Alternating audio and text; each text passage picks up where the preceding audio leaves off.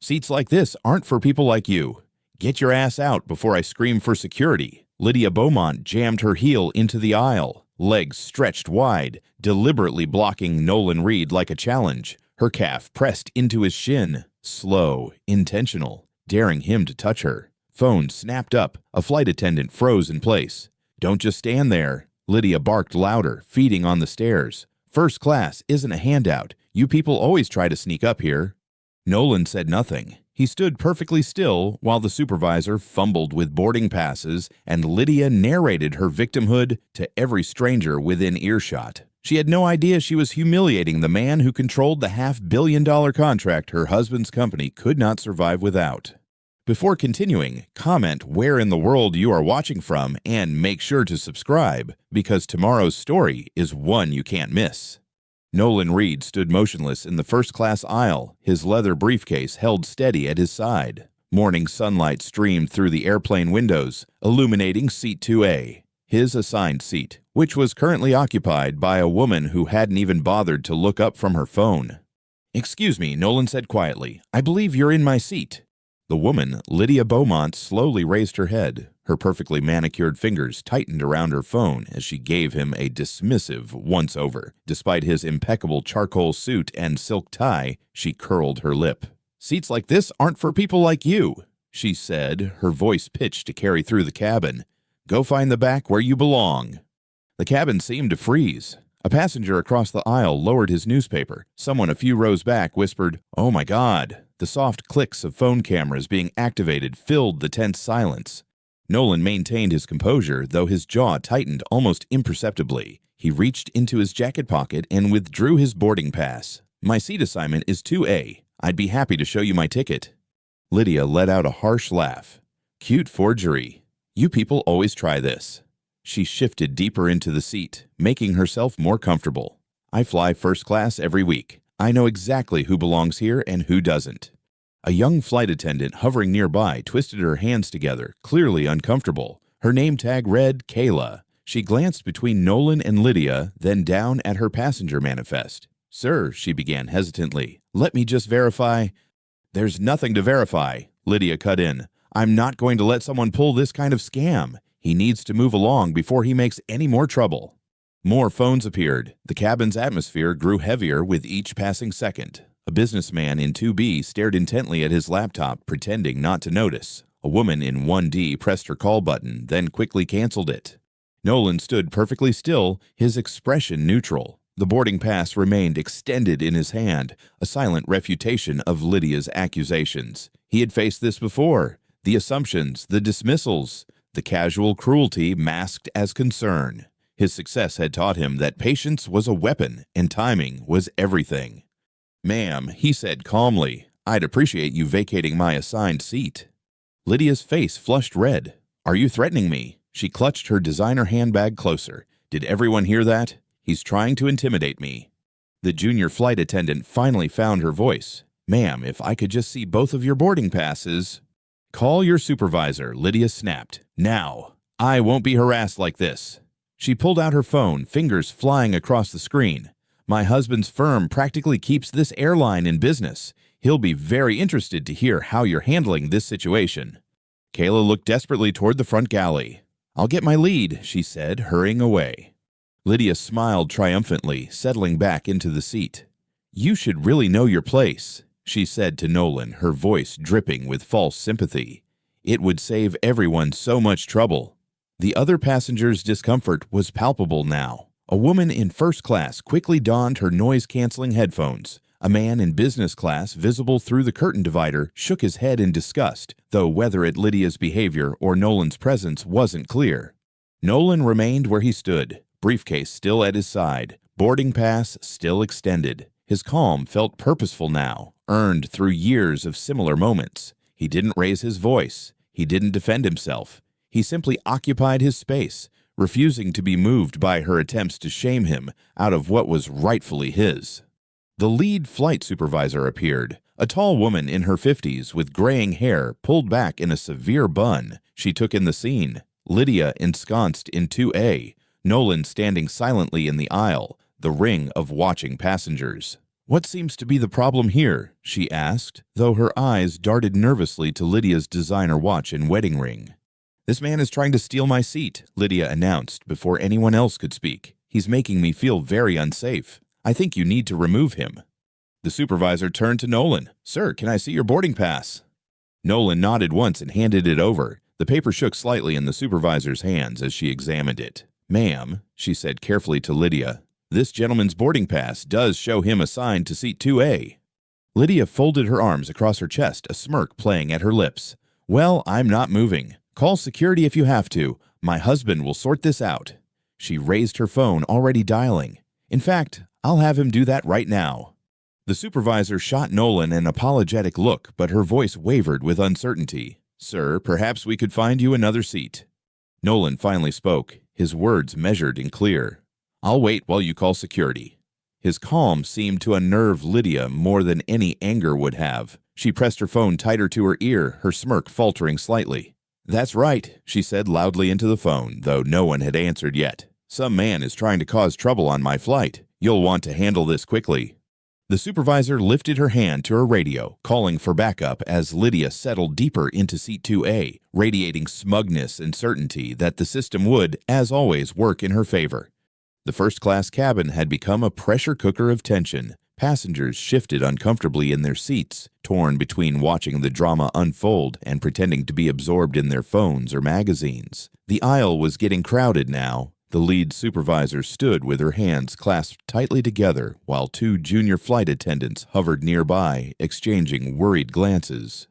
"I've double-checked the manifest," the supervisor said, her voice barely above a whisper. She held up both boarding passes. "Mr. Reed is the assigned passenger for seat 2A. Lydia's face contorted.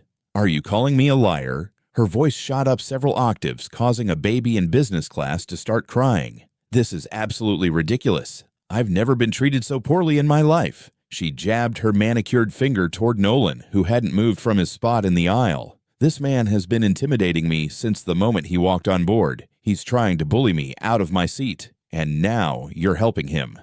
The supervisor took a step back, clearly rattled by Lydia's volume. "Ma'am, please lower your voice." "I will not lower my voice." Lydia's hand shot to her chest in practiced outrage. "Do you have any idea who my husband is? Preston Beaumont, CEO of Beaumont Consulting Group." She paused for effect, watching recognition dawn on the supervisor's face. "That's right. We practically keep half your fleet in the air. Our firm handles contracts worth millions to this airline." A ripple went through the cabin. A man in a business suit 2 rows back suddenly became very interested in the scene. The junior flight attendants exchanged another look, this one more alarmed. "And now," Lydia continued, her voice dripping with venom, "you're trying to force me out of my seat because this man," she waved dismissively at Nolan, "claims it's his. I've never felt so unsafe on a flight in my life." The supervisor's professional demeanor cracked slightly. "Ma'am, perhaps we could temporarily move you to another first-class seat while we sort this." "Absolutely not." Lydia's tone was pure ice. She deliberately stretched her legs out into the aisle, crossing them at the ankles. Her red-bottomed designer shoes formed a barrier directly in Nolan's path. "I'm not moving anywhere. In fact, I feel threatened just having him stand there staring at me." Her lips curled into a smirk as she looked directly at Nolan. The message was clear. If he wanted to reach his seat, he'd have to step over her legs. The trap was set. More phones appeared, recording the scene. Lydia raised her voice again, making sure every word carried. Everyone saw how aggressive he was earlier. "I'm a woman traveling alone, and he's trying to intimidate me out of my seat. I don't feel safe at all." The supervisor pressed her radio, speaking quietly.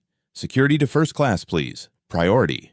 2 uniformed airport security officers appeared within minutes, making their way up the crowded aisle. Lydia immediately straightened, wiping away invisible tears.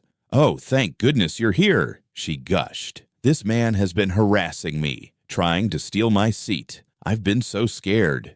The officers turned their attention to Nolan, who stood exactly where he had been, his expression unchanged. "Sir, can we see your ID and boarding pass?" As Nolan reached for his wallet, Lydia began narrating to nearby passengers in a stage whisper. "He just walked up and demanded my seat, claimed he had a first-class ticket. Can you believe it? In all my years of flying," she shook her head dramatically. "Thank goodness my husband has connections. He'll make sure this is handled properly. The security officers examined Nolan's documents while Lydia continued her performance. He's been so aggressive, practically threatening me. I'm still shaking. She held up her perfectly steady hand as evidence. Sir, one of the officers said to Nolan, we're going to need you to step into the aisle while we sort this situation out.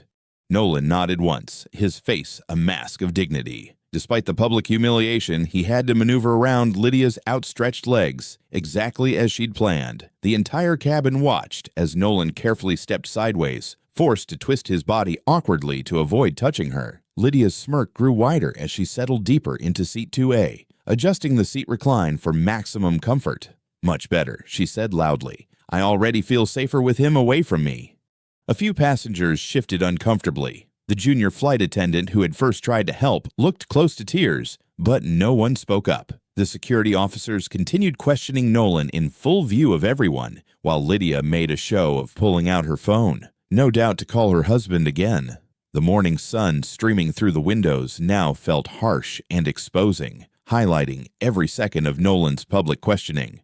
He answered each query calmly, his voice steady despite the dozens of eyes fixed on him. But there was no missing the humiliation of the moment, a successful businessman being treated like a threat while his assigned seat was occupied by a woman weaponizing every privilege at her disposal. The aircraft door remained propped open, sunlight streaming into the tense cabin. Departure time had come and gone. Passengers shifted restlessly in their seats, while flight attendants whispered urgently into their phones near the galley. The two security officers flanked Nolan, who stood perfectly still in the aisle, his briefcase at his feet. Lydia's volume increased with each passing moment, as if silence was her enemy. This is exactly what I'm talking about, she announced to the cabin at large. The sheer audacity of it all. She gestured toward Nolan with a dismissive wave, standing there trying to intimidate a woman traveling alone. A flight attendant attempted to pass through with a nervous, "Excuse me," but Lydia ignored her, launching into another tirade. Do you know what the real problem is here? She directed this at no one in particular, though her voice carried to every corner of first class. It's that some people just don't understand their place anymore. My husband's company literally keeps men like him employed. We sign their paychecks. The security officers exchanged uncomfortable glances. One of them cleared his throat. Ma'am, if we could just... Oh, I'm not finished. Lydia cut him off, her voice sharp. Look at him standing there all silent and superior. What's wrong? Nothing to say now. She leaned forward in Nolan's seat, his seat, and smiled coldly. Cat got your tongue. The lead security officer tried again. Perhaps if we could all take a moment to de-escalate. Lydia's laugh was harsh and cutting. De-escalate? No, I don't think so. In fact, she pulled out her phone, waving it like a weapon. I think it's time we had him removed from this flight entirely. One call to my husband, and trust me, this airline will make sure he never books another ticket. She began dialing, her movements deliberately slow and theatrical. It's almost sad, really. Did you actually think you could just walk onto this flight and take whatever seat you wanted? That's not how the world works, sweetie. The cabin had grown uncomfortably quiet. Even the baby that had been crying earlier had fallen silent, as if sensing the tension. Lydia's voice seemed to fill every space. You know what's funny? She continued, thumb hovering over the call button. You haven't said a single word in your defense. Smart move, actually, because there's nothing you could say that would... What did you say your husband's company was called? Nolan's voice, when it finally came, was quiet, but crystal clear. The contrast with Lydia's shrill tones was striking. He stood exactly as he had been, his posture relaxed but professional. Lydia blinked, thrown off by the unexpected question. Then her smugness returned. Beaumont Consulting Group. Perhaps you've heard of it, though I doubt you move in those circles. She emphasized each word with obvious relish. We handle major corporate contracts, aviation, technology, finance, the kinds of deals that keep this entire industry running. Thank you for clarifying that. Nolan's tone remained measured, almost gentle. He reached into his jacket pocket and removed his phone. I wanted to be absolutely certain before I mentioned this, but shortly before boarding this flight, I signed an executive decision. He glanced at his watch, then back at Lydia. As of this morning, Beaumont Consulting Group's $500 million annual contract with Reed Innovations was terminated, effective immediately. The silence that followed was absolute. Someone in the third row dropped their magazine. Nolan continued, his voice still perfectly controlled. I should introduce myself properly. Nolan Reed, CEO and majority shareholder of Reed Innovations. He paused, allowing the information to settle. The same Reed Innovations that represents roughly 40% of your husband's annual corporate portfolio. A soft O emerged from somewhere in business class. The termination notice has already been delivered to your husband's office, Nolan added. I imagine he'll be receiving it right about now, actually. The color began draining from Lydia's face. Her phone, still held aloft, trembled slightly. I don't normally discuss business matters in public spaces, Nolan continued. But since you seemed so interested in explaining how corporate relationships work, I thought you might appreciate the update. Murmurs rippled through first class. Phones that had been recording the confrontation stayed up, but now they were trained on Lydia's rapidly crumbling expression. The security officers had taken small steps backward, creating distance between themselves and what was quickly becoming a very different situation.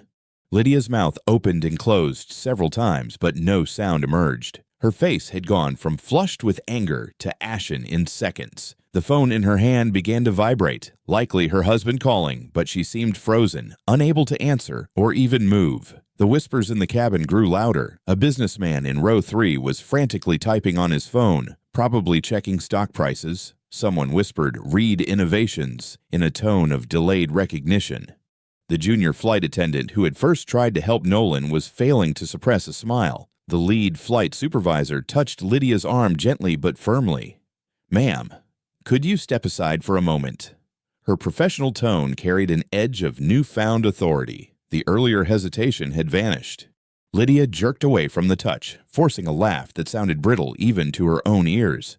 "This is ridiculous. Absolutely ridiculous." She raised her voice, addressing the cabin again. "He's obviously bluffing. Do you really think someone like him could—" Her phone buzzed again, more insistently. Preston's name flashed on the screen, accompanied by 3 missed calls and a string of increasingly urgent text messages. Lydia's fingers trembled as she swiped to read them. "I need a moment," she announced to no one in particular, her voice catching. "This is all just a misunderstanding." The supervisor turned to Nolan. "Sir, would you mind taking your seat temporarily while we sort this out?" She gestured to seat 2A, his legitimate seat, with pointed emphasis. "Of course." Nolan moved past them with fluid grace, settling into the leather first-class seat as if the last minutes hadn't happened. He removed a laptop from his briefcase and opened it, the picture of calm productivity. Lydia retreated to the galley area, phone pressed to her ear. Preston, there's this man on my flight who's saying—" Her husband's voice cut through so sharply that passengers in nearby seats could hear it. "What the hell did you do? What exactly did you say to Nolan Reed?" He was trying to take my seat, and I simply—" Your seat." Preston's volume made Lydia pull the phone away from her ear. "Do you have any idea what's happening right now? The entire board is in emergency session. Our stock is already dropping. Reed Innovations just pulled $500 million in contracts." Lydia's voice dropped to a harsh whisper, though her words still carried. "But surely you can fix this. Call someone. Use your connections." "Fix this?" Preston's laugh was ugly. "Reed Innovations represents 40% of our annual revenue. 40%, Lydia. Do you understand what that means? The SEC filing just hit the wires. We're looking at immediate layoffs, possibly bankruptcy if other clients follow suit." There was a pause, filled with muffled shouting in the background. "Tell me exactly what happened. Every word." Lydia turned away from watching eyes, pressing herself against the galley wall. "He was being very aggressive, Preston, very threatening. I was only defending myself." "Threatening? There are videos all over social media showing you stealing his seat and making racial comments. It's trending already." Papers shuffled in the background. "Do you know who Nolan Reed is? What he represents in this industry?" Before Lydia could answer, the lead supervisor approached with a tablet in hand. "Mrs. Beaumont, I've just received confirmation from our corporate liaison office." She turned the screen so Lydia could see the note attached to Nolan's profile. The words "Global CEO, Reed Innovations" stood out in bold text, along with several VIP designations. "As this is Mr. Reed's assigned seat, I'll need you to gather your belongings and move to your actual seat assignment." The supervisor's tone was polite but immovable. "Immediately, please." Lydia pressed the phone tighter to her ear. Preston, you need to call the airline. Use whatever influence we have." Influence. His voice cracked. Our influence is evaporating by the second. The damage you've done. He took a shuddering breath. Just get off that plane without making things worse, if that's even possible now. The line went dead. Lydia stared at her phone's dark screen, her carefully maintained composure cracking. Her hands shook as she gathered her designer handbag and carry-on items. The walk back to her assigned seat felt endless, each step accompanied by the soft clicks of phones recording her retreat. She avoided looking at Nolan as she passed, but she could feel his presence, calm, unmoved, radiating quiet power that made her earlier assumptions seem catastrophically foolish. The seat she'd been assigned, 3C, felt like a punishment now. Every passenger who caught her eye quickly looked away, their judgment palpable. The lead supervisor made one final announcement. Ladies and gentlemen, we apologize for the delay. We'll be closing the aircraft door momentarily to begin our departure procedures. The heavy door sealed with a decisive thunk, trapping them all together in the pressurized cabin. Lydia sat rigidly in 3C, her breathing shallow, her thoughts racing. The humiliation burned through her, transforming into something darker with each passing second. She could feel her social capital dissolving. Imagine the text messages and social media posts already circulating through her carefully curated network. Her gaze fixed on Nolan's profile, visible just ahead across the aisle. He was reading something on his laptop, his expression neutral, apparently unconcerned with the chaos he'd unleashed in her world. The sight of his composure made something twist inside her. This wasn't over. It couldn't be over. The flight attendants began their safety demonstration, but Lydia didn't see them. Her eyes remained locked on Nolan, burning with quiet fury. She had built her life on social power, the ability to make or break others with a word, a snub, a carefully placed rumor. Now that power lay in shambles, but she still had Preston's resources, his connections, his influence. She watched Nolan's steady hands type something on his laptop, each keystroke feeling like a personal assault. The rage simmered, hardening into cold purpose. This man hadn't just taken her seat. He'd challenged her entire world, and she would make him regret it.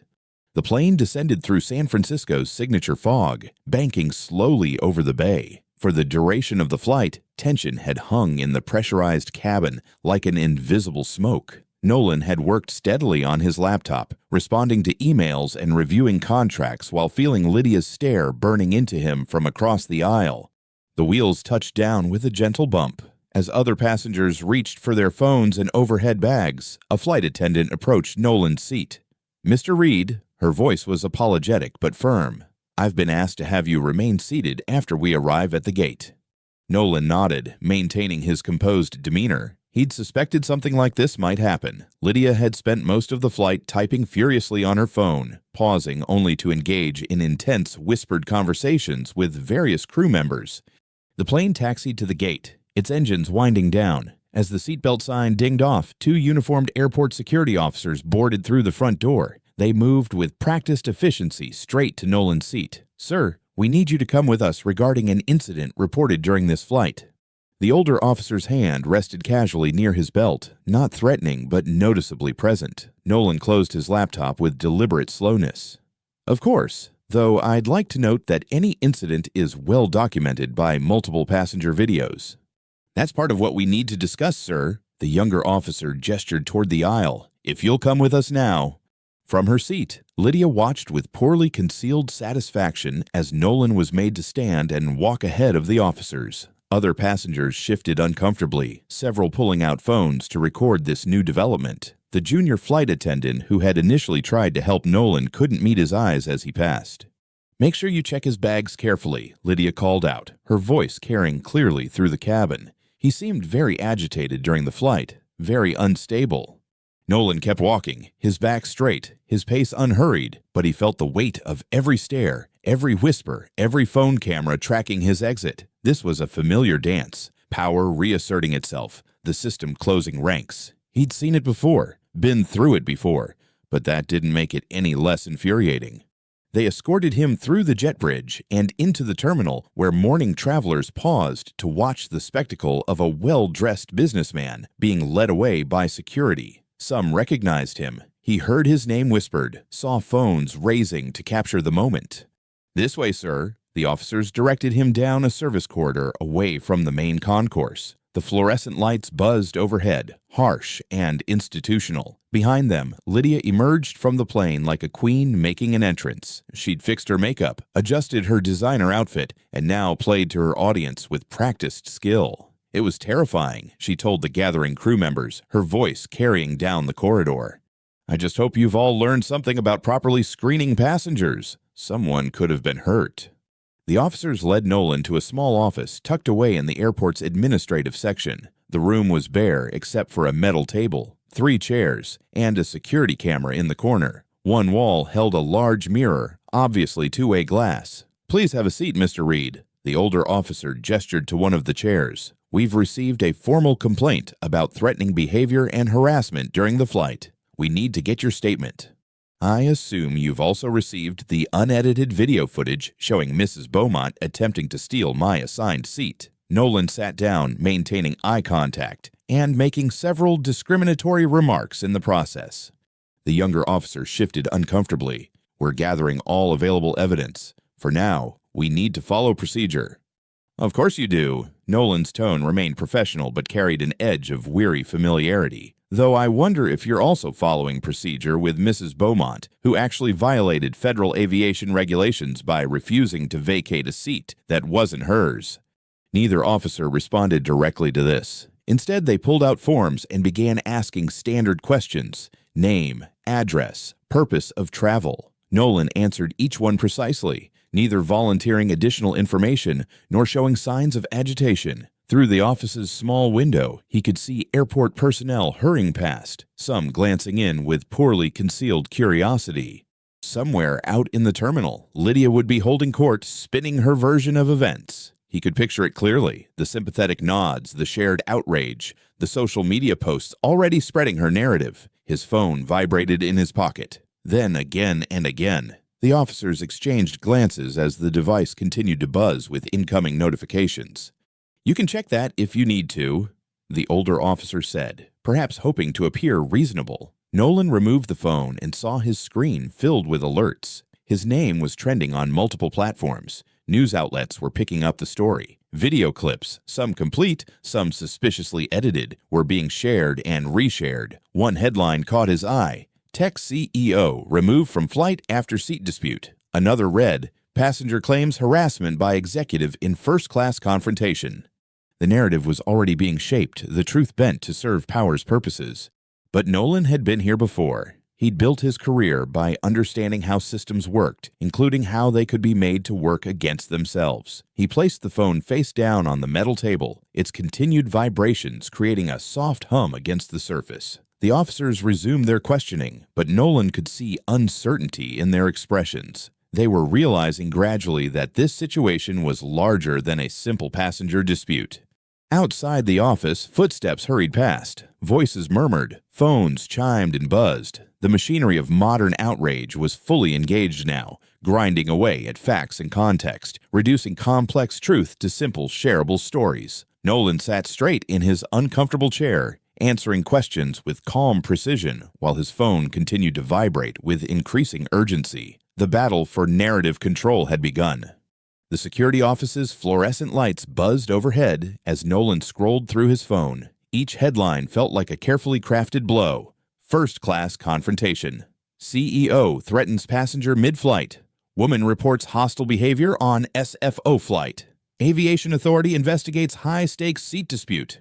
The younger officer cleared his throat. "Mr. Reed, we've received word from airline management. They're releasing you without charges, but they're suspending your flight privileges pending investigation."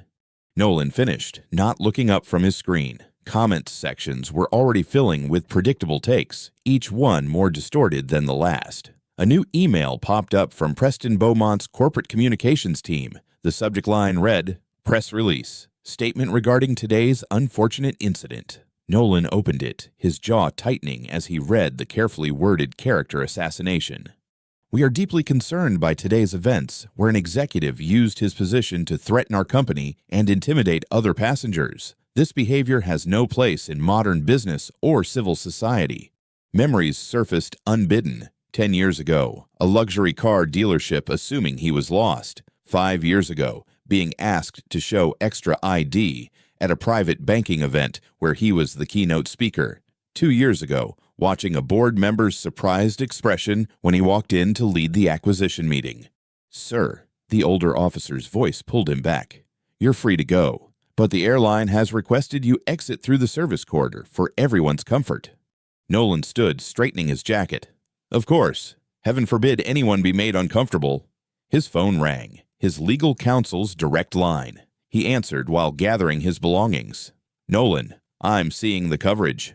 Preston Beaumont's people are moving fast. They've got 3 PR firms spinning this." "And I know," Nolan interrupted, voice low and controlled. "They're playing their usual game, but not this time." He paused, choosing his words carefully with the officers still present. "Remember that contingency file we prepared? The one marked pattern recognition, the documentation of their discriminatory contracting practices." "Yes, but hold it for now. Let them throw their punches first." Nolan followed the officers into the service corridor. Its concrete walls were a sharp contrast to the terminal's polished surfaces. "Get the team ready, but no responses yet. This isn't a sprint." His counsel understood. "They'll try to bury you in bad press, paint you as unstable, dangerous." "Let them," Nolan said, remembering Lydia's smug expression when security first approached him. "They think they know how this game works. They don't." They emerged into the loading area where a black car waited, arranged by his office.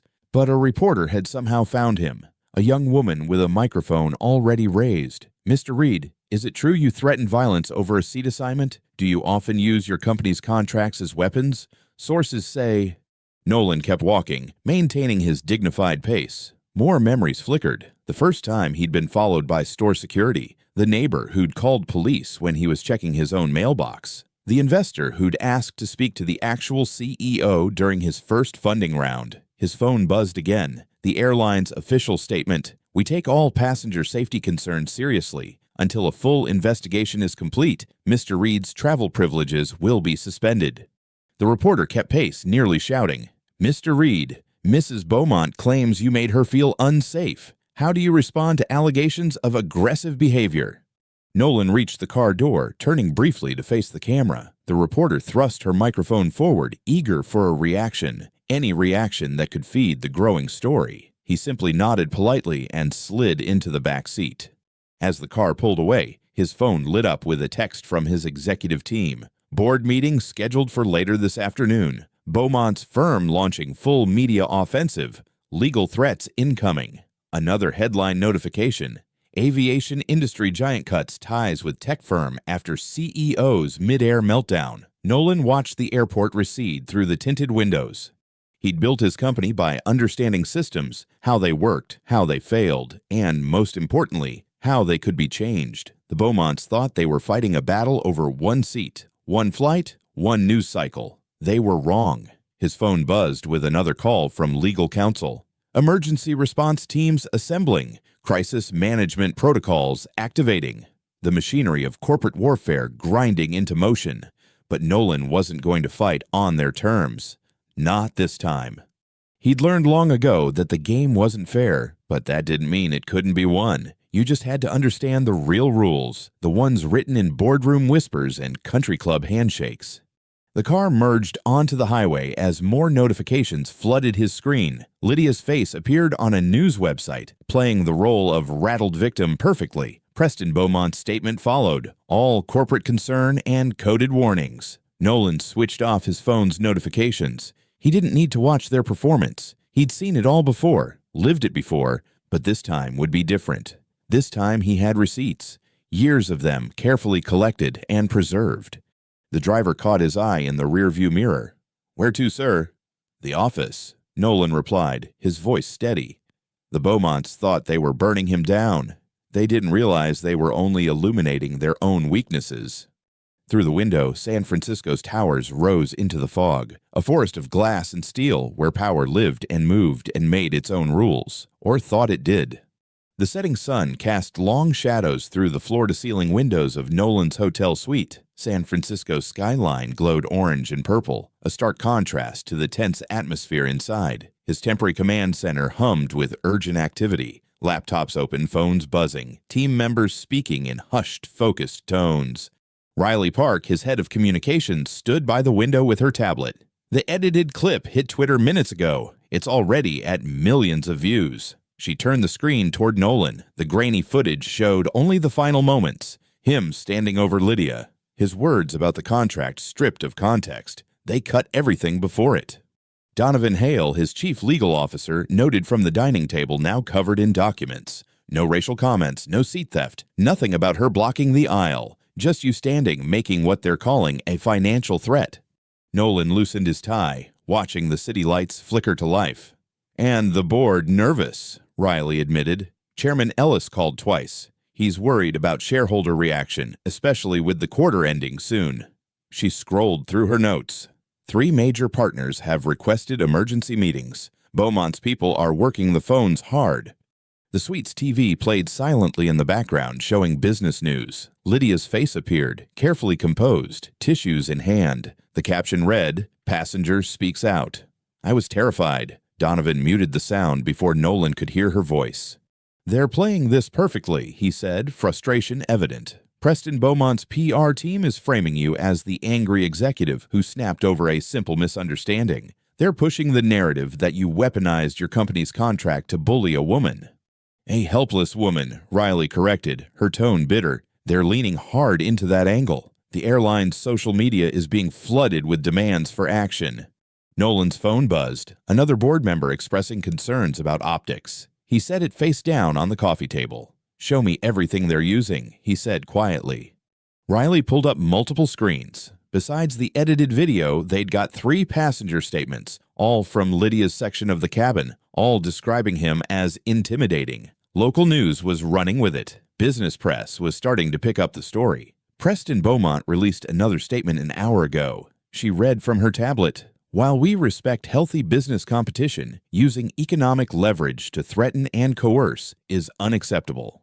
We stand firmly with my wife, who endured a frightening encounter that no passenger should face." Donovan snorted. "Frightening encounter, that's rich." "It's working, though," Riley pointed out. "Comments are running heavily against us. The airline's investigation is trending toward a permanent ban. We're losing the narrative." Nolan walked to the window, watching the last rays of sunlight disappear behind the bay. "Then let's change it." He turned to face his team. "Riley, how many passengers were recording?" "At least 6 that we could see, maybe more." "And the airline's internal footage," Donovan answered. "Multiple angles. We've already submitted formal requests through legal channels." "Speed it up," Nolan said. "Call in whatever favors we need. I want every second of unedited video from boarding to deplaning." He paused, considering. "And get me the passenger manifest, first class and adjacent rows." Riley was already typing. "Looking for witnesses." "Looking for truth," Nolan corrected. Someone besides Lydia's friends must have seen everything. "Find them." His phone buzzed again. Chairman Ellis a 3rd time. Nolan let it ring. "There's more," Donovan said, pulling up an email. "Beaumont's firm just filed a civil suit. They're claiming emotional distress, business interference, and defamation. They're asking for an emergency injunction to prevent us from discussing the incident." "Of course they are," Nolan said, his voice steady. "They want to control the story, keep us quiet while they shape public opinion." Riley looked up from her tablet. "Nolan, I have to ask, are you sure you want to fight this? We could issue an apology, claim mutual misunderstanding, offer to reinstate their contract. The board would support that approach." The question hung in the air. Outside, the city's lights twinkled like stars, each one representing thousands of people who would soon judge this moment. The easy path was clear. Back down, apologize, move on. Let Lydia have her victory. Let Preston protect his wife's reputation. Let the system work as it always had. Nolan thought of every time he'd stayed quiet, every slight he'd endured with professional politeness, every coded comment he'd pretended not to hear. He thought of younger people watching this unfold, learning the same bitter lessons he'd learned. "No," he said finally. "No apologies. Not this time." He turned to his team. "Riley, activate every media contact we have. I want them ready when we move. Donovan, prepare response filings, not just to their suit, but for regulatory complaints. This goes beyond one incident." His phone lit up with a text from Riley's social media team. 3 passengers confirmed willing to share full videos. 2 more considering. Nolan nodded. "Good, but we wait to release anything until we have it all. No partial truths. When we move, We move with everything. The city hummed below, millions of lives intersecting in countless ways. Somewhere out there, Lydia was probably giving another interview. Preston was probably meeting with lawyers. And the carefully constructed narrative was probably spreading further. Let them think they were winning. Let them believe their edited clips and tearful interviews would be enough. Let them trust in the same old systems that had always protected them. His phone buzzed one final time, confirmation that a fourth passenger had agreed to share their unedited footage. Riley's team was already coordinating collection. Donovan drafted subpoenas for the airline's security feeds. The pieces were falling into place. Night settled fully over San Francisco, the city's lights now bright against the darkness. In hotels and homes across the bay, people watched edited clips and read slanted headlines, forming opinions based on carefully crafted lies. But truth had a way of emerging, one unedited frame at a time. The city lights cast a soft glow through the hotel suite windows as Nolan settled into the leather armchair. His laptop screen illuminated his face, showing faces in the video conference grid. His complete legal response team assembled from across 3 time zones. The first unedited video dropped moments ago. Jessica Martinez, Riley's social media director reported, her window showing a bustling war room behind her. It's already at hundreds of thousands of views. The second and third recordings followed shortly after. On another screen, social analytics painted a clear picture. The hashtag exposing Lydia Beaumont was climbing rapidly. Public sentiment graphs showed a dramatic reversal. Play the cabin footage again, Nolan's lead counsel requested. I want to ensure we've properly cataloged every interaction. The main screen switched to high-definition video shot from 3 rows behind. The timing couldn't have been better. A passenger had started recording the moment Lydia first challenged Nolan. Her voice rang clear through the laptop speakers. Seats like this aren't for people like you. Go find the back where you belong. The footage continued, uncut and damning. Every dismissive gesture, every racial undertone, every moment of calculated aggression played out in perfect clarity. When it reached the part where she deliberately blocked the aisle with her legs, several team members shook their heads in disgust.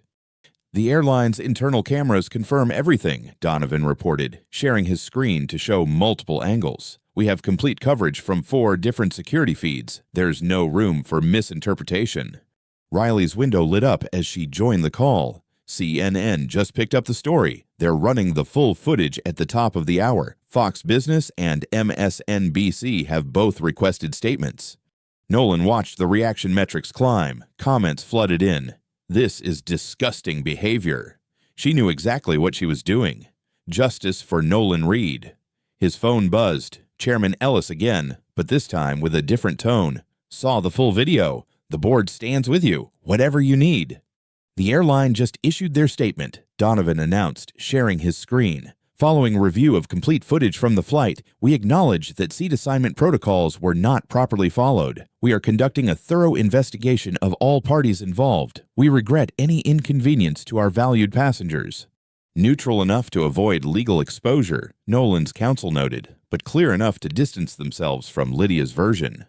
Riley's team shared more metrics. The edited clip that had dominated early coverage was now being thoroughly debunked. Aviation forums dissected every frame. Business commentators analyzed the power dynamics. Social justice advocates highlighted the racial undertones. Preston Beaumont's PR team has gone silent, Riley reported. Their last tweet was minutes ago before the unedited footage emerged. Nolan allowed himself to relax slightly. The truth was out, unfiltered and undeniable. His phone continued buzzing with supportive messages from industry peers and board members who had wavered earlier. Mr. Reed, his lead counsel, spoke carefully. While this is certainly a positive development, we should discuss contingency planning. The Beaumonts still have significant resources and connections. Agreed, Donovan added. Their civil suit is still active. They could attempt to seal the footage through emergency motions. Riley's window highlighted as she spoke. We are also tracking unusual activity on financial forums. There might be attempts to pressure your stock price or spook investors. Preston Beaumont doesn't accept defeat easily. The lead counsel continued, he's built his reputation on never backing down. We should expect escalation, possibly in ways we haven't anticipated. Nolan nodded, studying the cascade of supportive comments still flowing across his screen. What's our next move? "We maintain position, but stay alert," his counsel advised. "Document everything, monitor all channels, keep our response teams on standby through the night. The next hours are critical." The team continued coordinating for another stretch. Legal preparations, media monitoring protocols, security measures. Every possible angle needed coverage. Every potential vulnerability required protection. As the call wound down, Riley shared one final update. "Your approval ratings are at record highs. The public is firmly on your side. Even the early critics are walking back their statements." "Stay focused," Nolan reminded them. "This isn't about popularity, it's about accountability." The video windows closed one by one as the team signed off to their respective assignments. Nolan sat in the dimming room, watching the truth continue to spread across social media. His phone had finally stopped buzzing. The crisis apparently paused for the night. The suite felt eerily quiet after hours of constant activity. Outside, San Francisco's lights still twinkled, but the city's rhythm had slowed to a gentle pulse. Nolan stood by the window, reflecting on the day's whirlwind of events. From the confrontation on the plane to the attempted character assassination to this moment of apparent vindication, he walked through the suite, powering down monitors and closing laptops. The wall of screens that had dominated his afternoon went dark one by one. His phone showed one final message from Riley. "Media monitoring team in place for overnight shifts. Get some rest."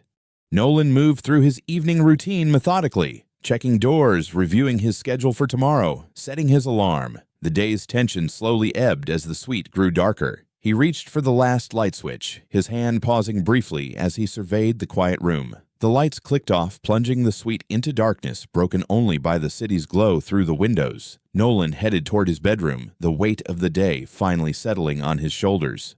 The harsh buzz of Nolan's phone cut through the darkness, jolting him from a fitful sleep. The clock read deep in the night. His screen blazed with notifications, missed calls, texts, emails, all flooding in within the last minutes. Riley's message appeared first. "Urgent. New video released. Turn on any news channel now." Nolan grabbed the remote, flicking on the main TV. CNN's breaking news banner scrolled across the bottom. Exclusive new footage shows aggressive confrontation on the flight. The video playing above the chyron made his stomach drop. It showed him standing over Lydia's seat, but the angle was twisted, the timing manipulated. Someone had slowed his movements to appear menacing, cropped out Lydia's provocations, and amplified his voice to sound harsh. The careful dignity he'd maintained throughout the confrontation had been edited into something sinister. His phone buzzed again. Donovan's message cut straight to the point. Fox News picked it up. MSNBC running it now. No fact-checking, straight to air. The TV screen split into a panel discussion. Experts who had defended him hours ago now questioned his hidden aggression. Social media analysts dissected his threatening body language. A crisis management specialist called it a masterclass in gaslighting the public. The timestamp, Nolan muttered, studying the video's metadata.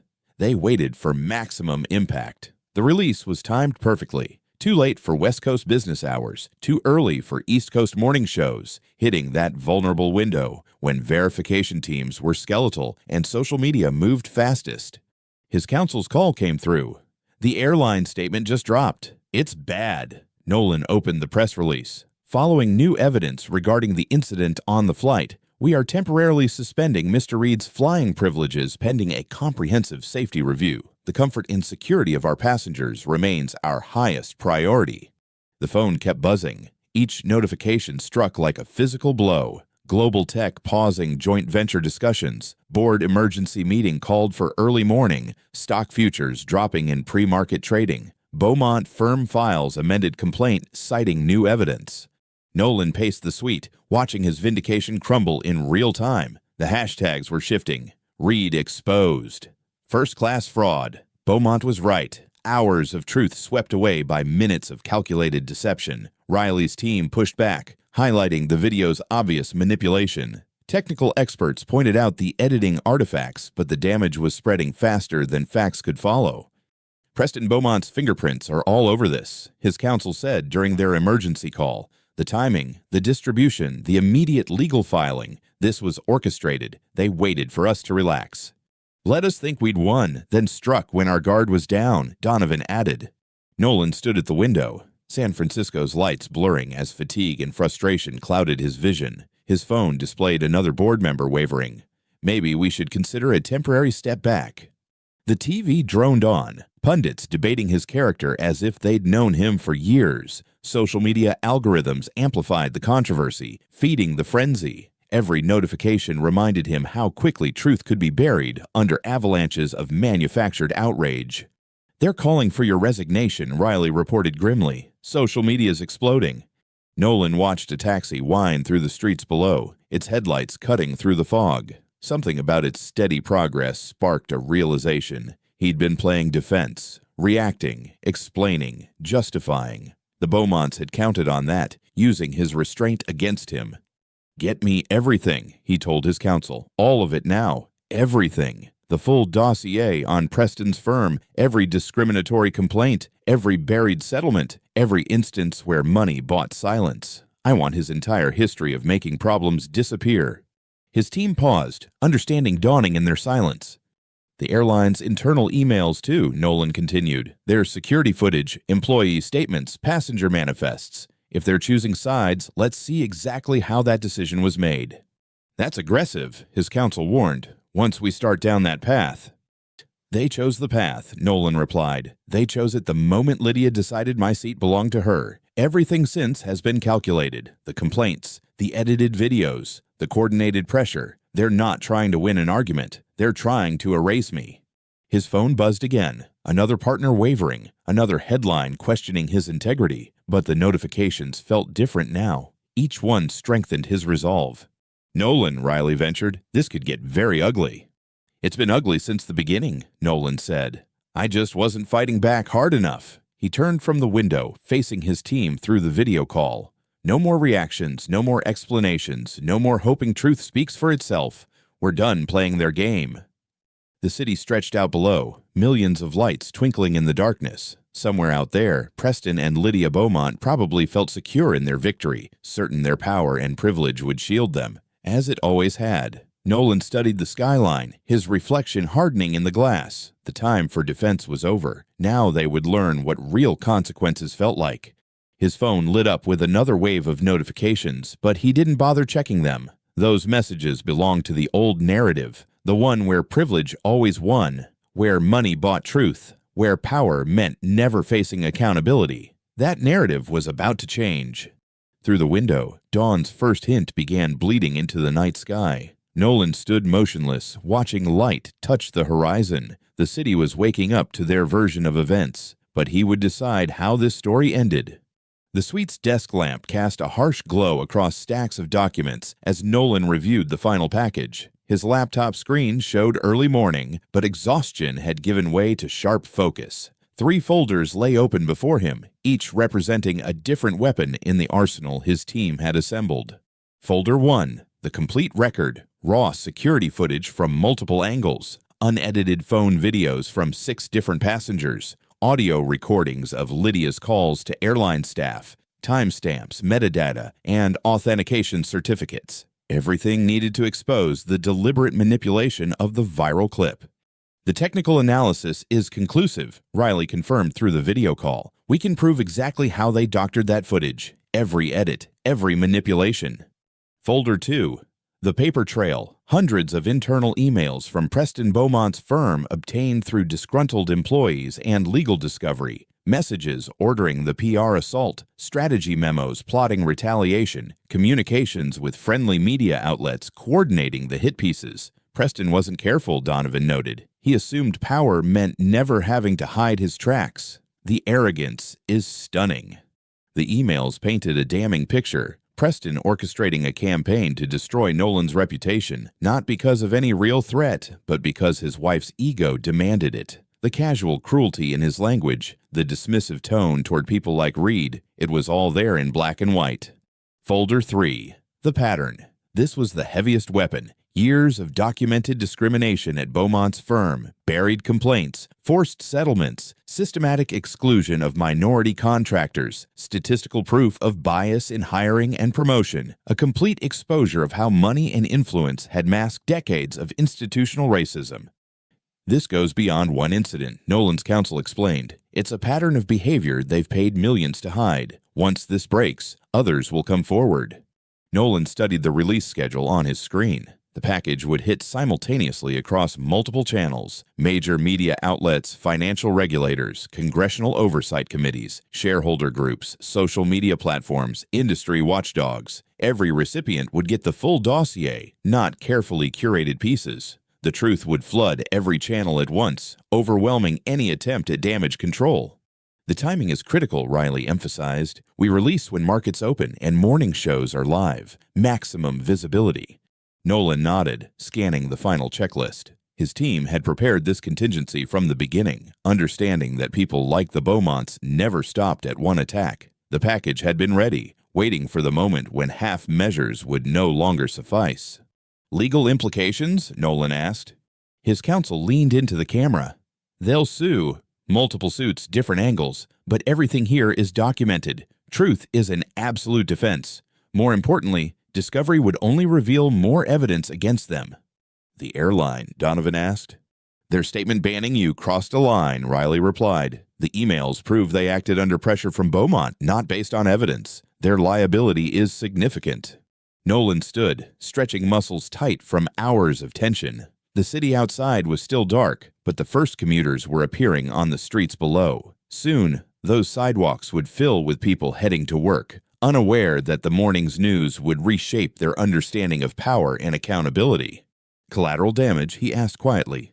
His team exchanged glances. They understood the question's weight. Significant, his counsel admitted. Beaumont's firm will lose contracts. Partners will distance themselves. Share prices will drop. Jobs will be affected. Innocent people, Nolan said. Yes, but continuing to protect Beaumont's system means accepting that more innocent people will be hurt. That's the real collateral damage. The talent denied, the careers blocked, the voices silenced. Nolan touched the folders, feeling the weight of lives and livelihoods contained in their pages. The Beaumonts had forced this moment, believing their privilege made them untouchable. They never considered that someone might value truth more than comfort.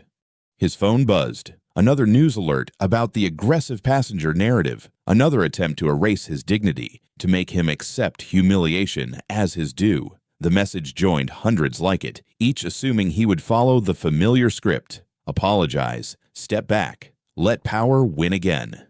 Riley's voice cut through his thoughts. Final confirmation needed, Mr. Reed. Do we proceed? Nolan looked at his reflection in the window, the same composed expression he'd maintained on the plane, the same dignity he'd refused to surrender. Behind him, the room's light illuminated the evidence of systemic injustice waiting to be exposed. The market opens soon, Donovan said. Once we start, we'll be attacked, his counsel finished. They'll call it excessive, vindictive, disproportionate. They'll call it what they always call accountability. When it finally reaches them, Nolan replied. He turned back to his team, their faces serious in the video windows. Each had worked through the night, understanding the stakes. Each knew that morning would bring chaos. The sky outside showed the first hint of gray. Dawn approaching. Decision time. Nolan sat at his laptop, fingers hovering over the keyboard. In a few hours, the Beaumonts would wake up to their carefully constructed world crumbling. They would learn that power, no matter how entrenched, cannot shield forever against truth. His team waited, watching. The city stirred below. The moment stretched, heavy with consequence. Nolan began typing. Release everything. 3 keystrokes sent the message. 3 words to end the old narrative. The clock showed early morning. Sunrise was coming. Nolan sat motionless in his leather armchair, the first rays of sunlight streaming through the hotel suite's floor-to-ceiling windows. His phone vibrated continuously against the side table, each notification marking another detonation in the carefully orchestrated release. Early morning Pacific time, the first wave hit. The unedited cabin footage spread across social media platforms like wildfire. Crystal-clear audio captured Lydia's initial attack. Seats like this aren't for people like you. The full context restored. Viewers could see the deliberate way she blocked the aisle, her smirk as security approached Nolan instead of her. Comments sections exploded. Retweets multiplied exponentially. His laptop screen filled with updating feeds. Major news sites began replacing their overnight stories with urgent updates. The crawling headlines shifted tone. Developing. New evidence contradicts first-class confrontation claims. Breaking. Full footage shows passenger was targeted, not aggressor. Exclusive, internal emails reveal coordinated attack on tech CEO. The second wave crashed. Riley's voice came through his earpiece. Email package is propagating now. Financial press picking it up first. The internal communications from Beaumont Group hit business channels hardest. CNBC switched to breaking news coverage. Analysts began parsing Preston's explicit instructions to bury Nolan and make the story stick. Market watchers noted the timing on Preston's first retaliatory email, sent before the plane had even pushed back from the gate. Nolan watched the scrolling tickers react in real time. Beaumont Group plunging in pre-market trading, pending news. Airline shares tumble on discrimination allegations. The regulatory hammer fell. Confirmation from the SEC, Donovan reported through the conference line. They've received the full documentation. Same from the FAA regarding airline compliance issues. Major financial news sites posted alerts about multiple agencies launching preliminary reviews. The story was metastasizing beyond a simple passenger dispute into questions of corporate governance and regulatory compliance.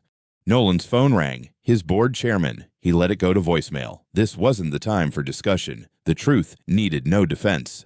The narrative collapsed completely. Cable news channels ran split-screen comparisons. Lydia's tearful interview from the previous evening, beside unedited footage, proving each claim false. Hosts who had sympathetically platformed her story hours earlier now questioned their own coverage. The airline's hasty ban was scrutinized. Preston's manipulative emails were quoted directly.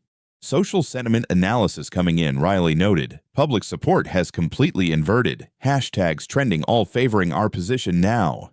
Nolan watched silently as years of the Beaumont's carefully maintained facade crumbled. Their weapons, media connections, legal threats, social pressure turned to dust against simple, documented truth.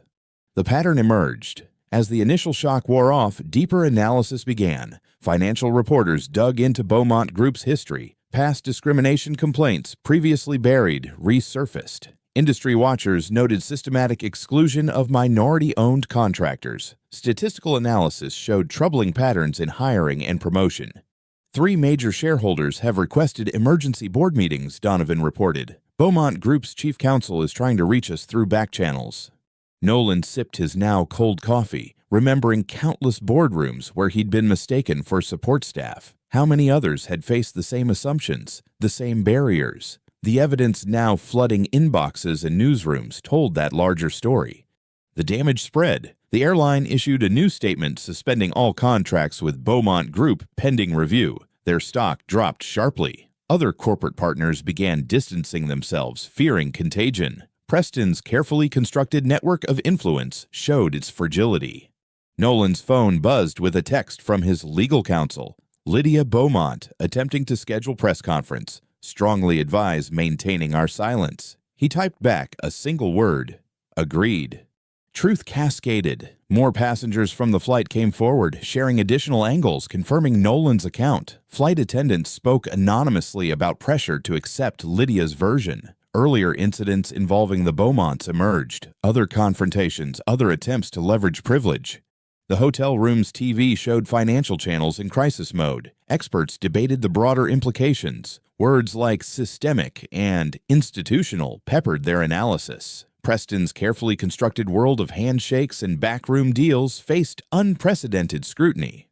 Accountability arrived. Nolan stood, stretching muscles tense from hours of stillness. He walked to the window, watching San Francisco come fully alive below. The morning sun now filled the sky, appropriate for a day of reckoning.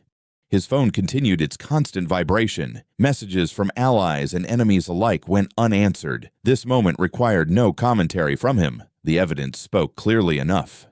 The TV's crawling text announced new developments every few minutes. Multiple board members call for emergency Beaumont Group meeting. Federal Aviation Administration opens probe into airlines' actions. Shareholders demand answers as Beaumont stock plunges. Congressional committee requests documents on contracting practices.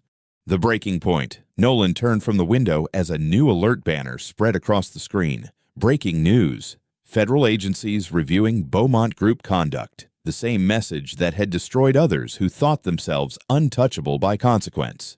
The morning light filled the room completely. Now dawn had broken, and with it the power of unaccountable privilege.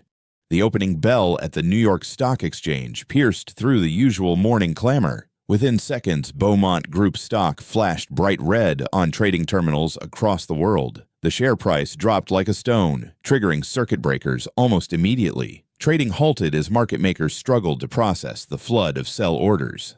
Nolan watched the financial bloodbath from his hotel suite's wall-mounted television. CNBC's frantic coverage split between the trading floor chaos and aerial shots of Beaumont Group's gleaming headquarters, where black government SUVs lined the circular driveway. Men and women in dark suits streamed into the building carrying briefcases and document boxes.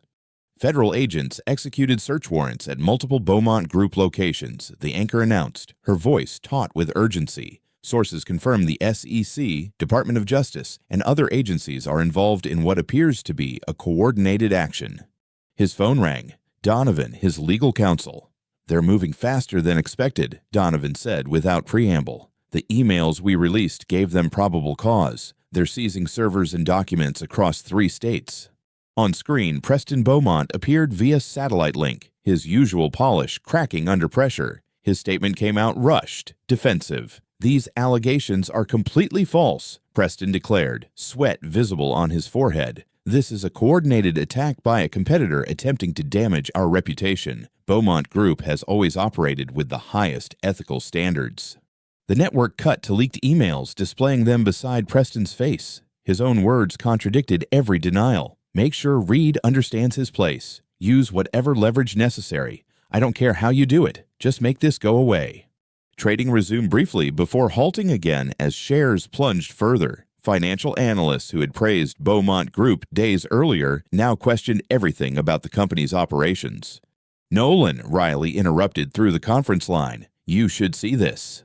Social media feeds filled his laptop screen. Someone had identified Lydia from the flight footage. Her carefully curated online presence collapsed as years of similar incidents surfaced. Former country club members, charity board colleagues, and social acquaintances shared their own stories of her behavior.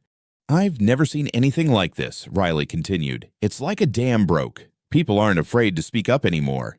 A text message lit up Nolan's phone from the CEO of a major tech firm that had distanced themselves the previous day.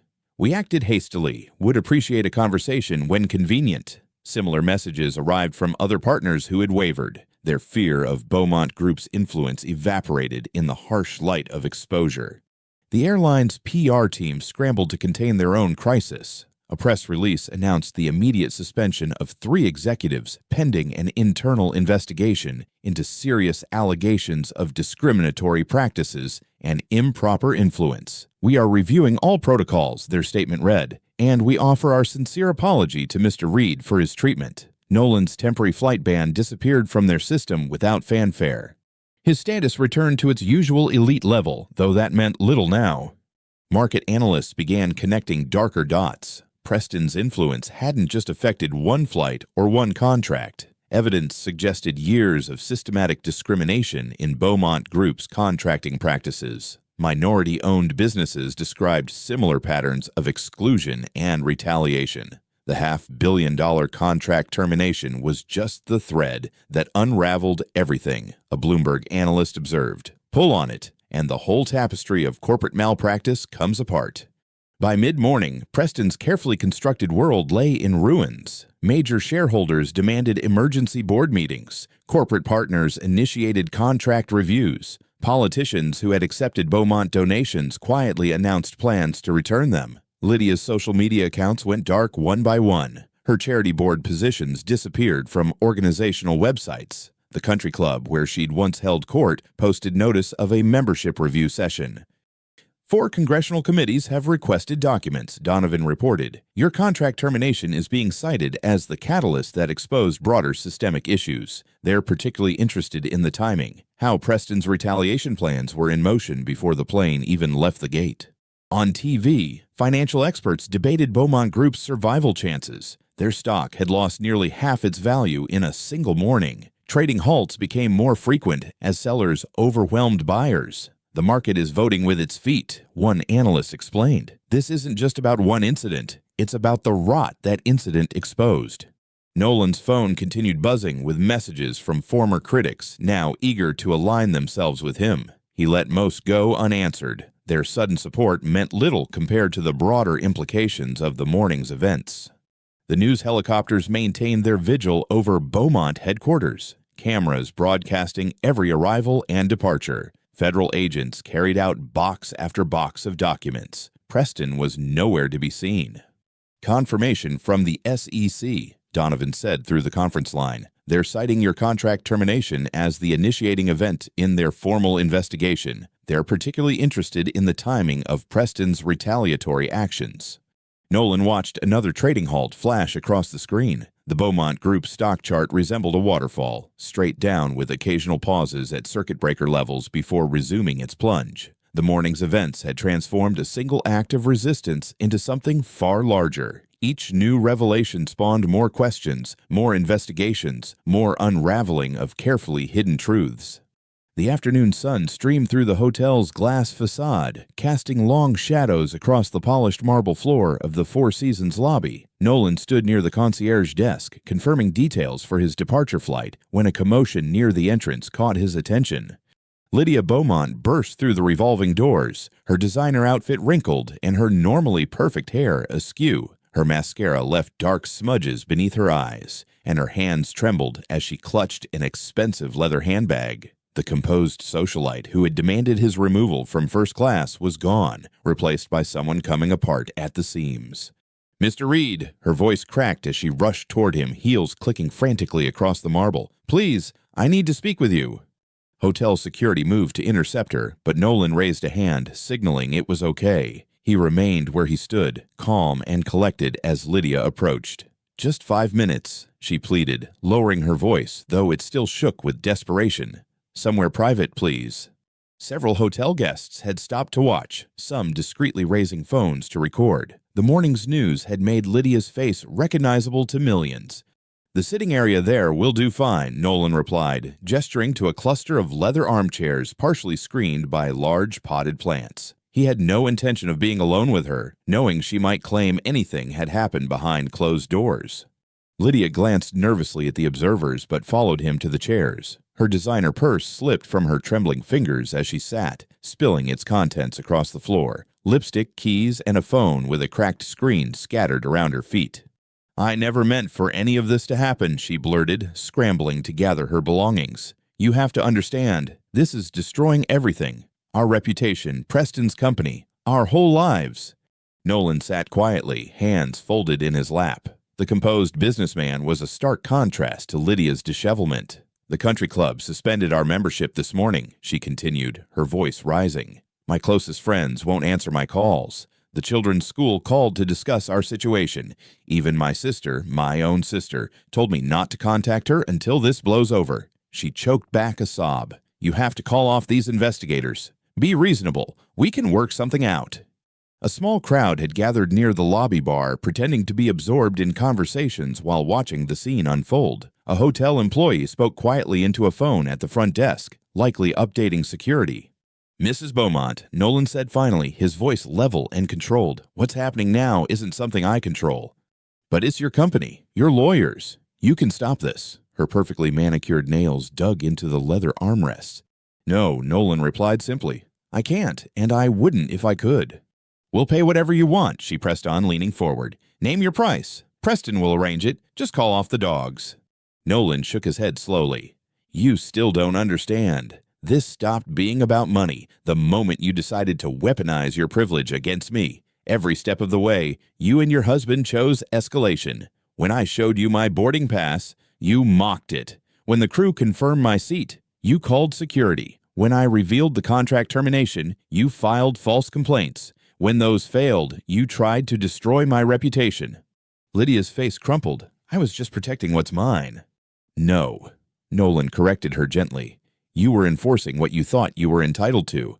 There's a difference. The seat wasn't yours. The power you wielded wasn't earned. The consequences you're facing now, those you earned." "But it's not fair," she wailed, mascara running freely. "Now we're losing everything."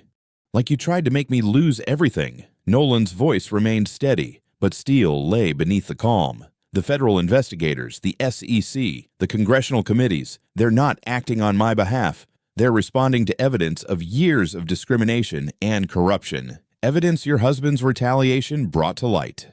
A television mounted above the lobby bar showed fresh footage of federal agents leaving Beaumont Group's headquarters with more boxes of documents. The ticker below displayed the company's stock price still falling. "Please," Lydia whispered, her voice small and broken. "I'll apologize publicly. I'll do anything." "That's the problem, Mrs. Beaumont. You're only sorry because you got caught. You're not sorry for what you did. You're sorry for the consequences. There's a difference there, too." She stared at him, mascara stained, tears tracking down her cheeks. The carefully constructed facade of social superiority had crumbled completely, revealing the frightened, entitled person beneath. "So that's it?" she asked bitterly. "You won't help us at all." "The truth is helping you," Nolan replied, standing smoothly. "It's helping everyone who's ever been treated the way you treated me. Sometimes justice comes through consequences."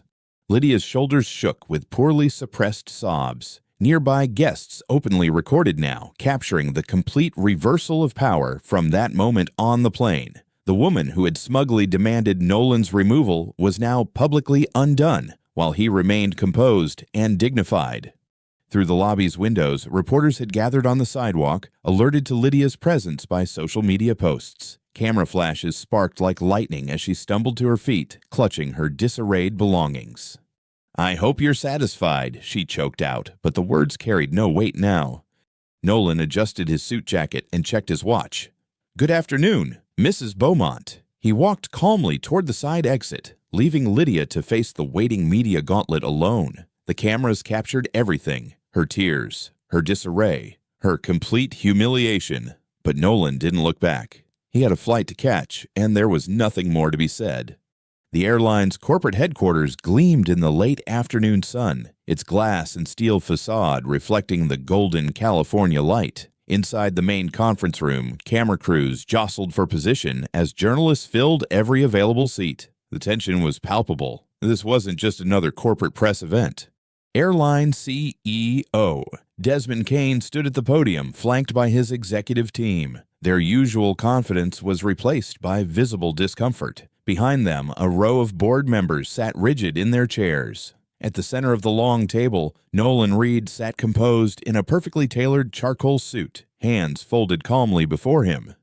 "Good afternoon," Desmond began, his voice carrying through the microphone. "We're here today to address the deeply troubling events that occurred on the flight from Chicago to San Francisco." He cleared his throat, glancing at his prepared statement. "But more importantly, we're here to acknowledge our failure in handling those events and to make things right." Cameras clicked rapidly as Desmond turned toward Nolan. "Mr. Reed, on behalf of our entire organization, I want to extend our sincerest apology. You were subjected to discriminatory treatment, false accusations, and public humiliation, first by another passenger and then by our own failure to properly investigate before taking action." The room fell silent as Desmond continued. "Effective immediately, we are formally reinstating Mr. Reed's flight privileges and elite status. Furthermore, we have initiated a comprehensive review of our incident response protocols, with particular emphasis on preventing discriminatory escalation." A reporter's hand shot up. "What about the crew members who sided with Mrs. Beaumont?" "The flight crew involved has been suspended pending review," Desmond replied. "We're also implementing mandatory anti-bias training across all customer-facing positions." Another journalist called out, "Mr. Reed, do you consider this response adequate?" Nolan leaned forward to his microphone, his voice steady and measured. "This isn't about adequate or inadequate. It's about accountability and change. The airline's leadership has demonstrated both today." "And the Beaumonts," someone pressed. "That matter is now in the hands of appropriate authorities," Nolan replied diplomatically, though everyone knew the Beaumont Group stock had lost nearly 40% of its value since the morning. The airline's chief compliance officer stepped forward, outlining new policies, enhanced training protocols, clearer escalation procedures, and the formation of an independent passenger advocacy board. With each announcement, the story shifted further from personal conflict to systemic reform. In the second row, Nolan's legal counsel nodded slightly. Everything was proceeding according to plan, not revenge, but restructuring, not humiliation, but change. We've also received confirmation, Desmond added, that our own board has approved a significant expansion of our diversity and inclusion initiatives, with Mr. Reed's company serving as a key advisory partner. This announcement sparked another flurry of questions. The partnership wasn't just symbolic, it was a multi-million-dollar commitment to substantive change. A senior reporter stood, addressing Nolan directly. "Sir, your company's stock has risen sharply since this morning.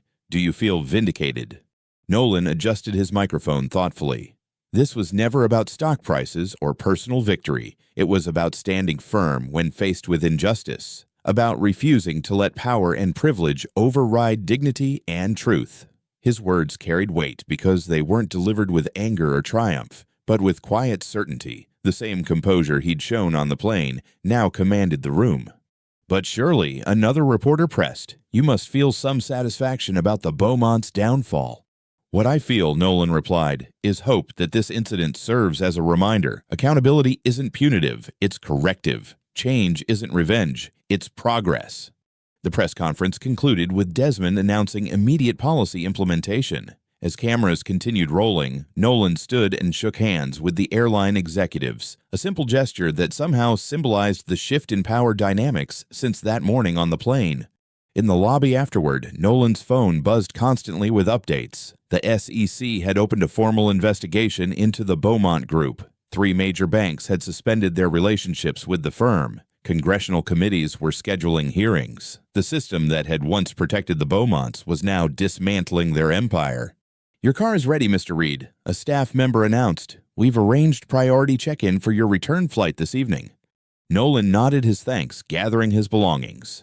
Outside, the media crowd had thinned but not disappeared. They called questions as he walked to his waiting car. "Mr. Reed, any comment on Preston Beaumont's resignation? Has Lydia Beaumont attempted to contact you again? What about the federal investigation?" Nolan simply smiled politely and kept walking. He'd said what needed saying. The rest would unfold as it should.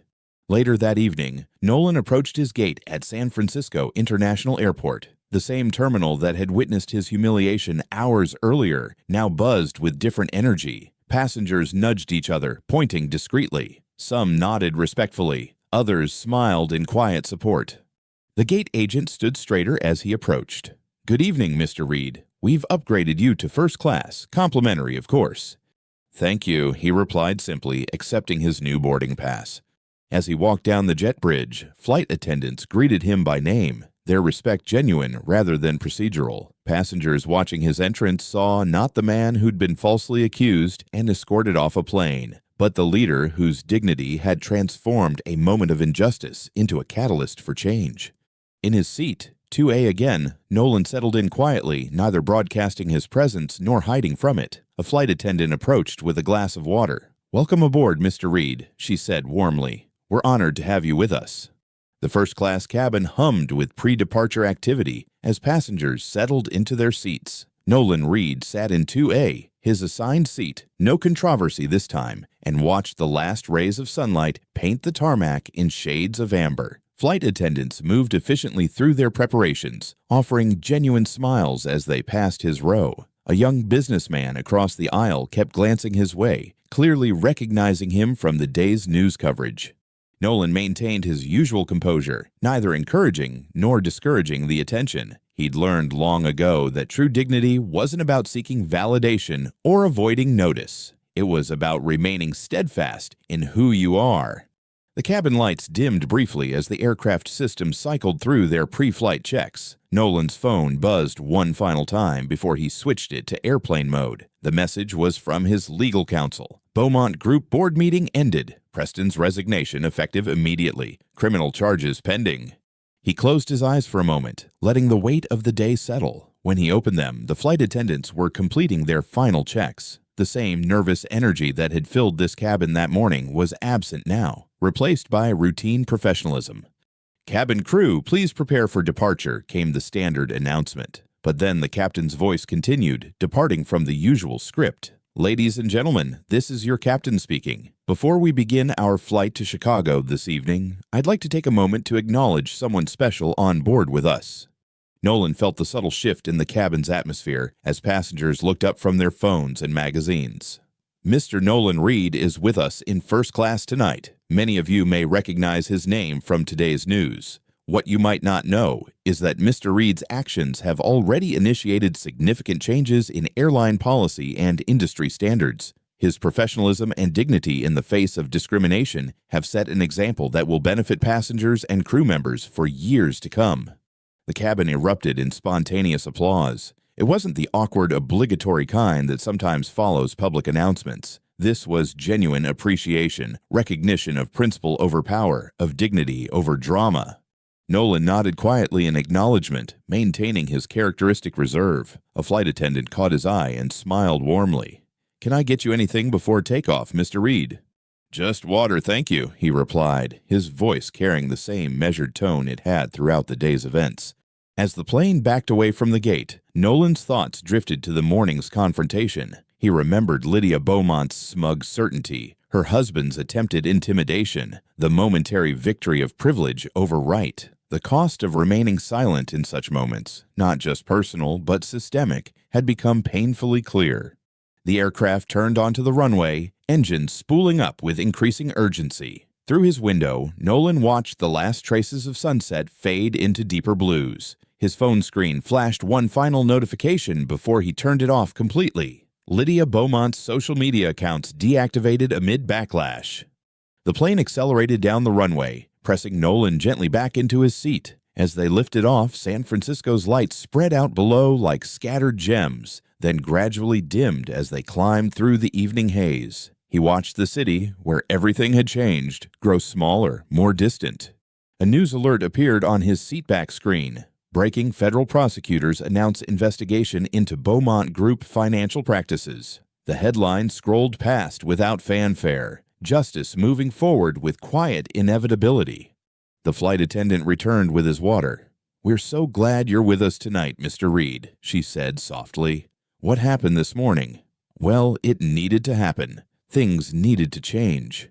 Nolan thanked her with a slight nod. She was right. Change rarely came from comfort. Sometimes it required standing firm when others expected you to step aside, speaking truth when others demanded silence. Through his window, the last traces of twilight painted the clouds in deep purples and blues. The aircraft banked slightly, finding its course eastward. Below, the landscape disappeared into darkness, but above, stars began emerging with remarkable clarity. The captain's voice returned. "Folks, we've reached our cruising altitude. The weather ahead looks clear, and we're expecting a smooth flight to Chicago." Nolan adjusted his seat slightly, feeling the tension of the day finally begin to ease. The victory wasn't in Lydia's humiliation or Preston's downfall. It was in the quiet certainty that standing firm had been right. The system that had protected their behavior for so long was now holding them accountable. A flight attendant dimmed the cabin lights, creating a cocoon of calm at altitude. Other passengers settled into their evening routines, some working on laptops, others already drifting to sleep. The drama that had dominated the day's news cycle seemed distant now, reduced to its proper perspective. The plane leveled off above a carpet of clouds, moonlight turning them silver. Nolan watched their steady progress through the darkness, each mile carrying him further from confrontation toward resolution. His future, both personal and professional, stood secure, not because he had fought loudly, but because he had stood firmly. In the quiet of the cabin, surrounded by the gentle hum of engines and the soft murmur of conversations, Nolan found his peace, not in triumph over others, but in the knowledge that dignity, maintained through crisis, had proven stronger than privilege wielded without principle. If you enjoyed the story, leave a like to support my channel and subscribe so that you do not miss out on the next one. On the screen, I have picked 2 special stories just for you. Have a wonderful day.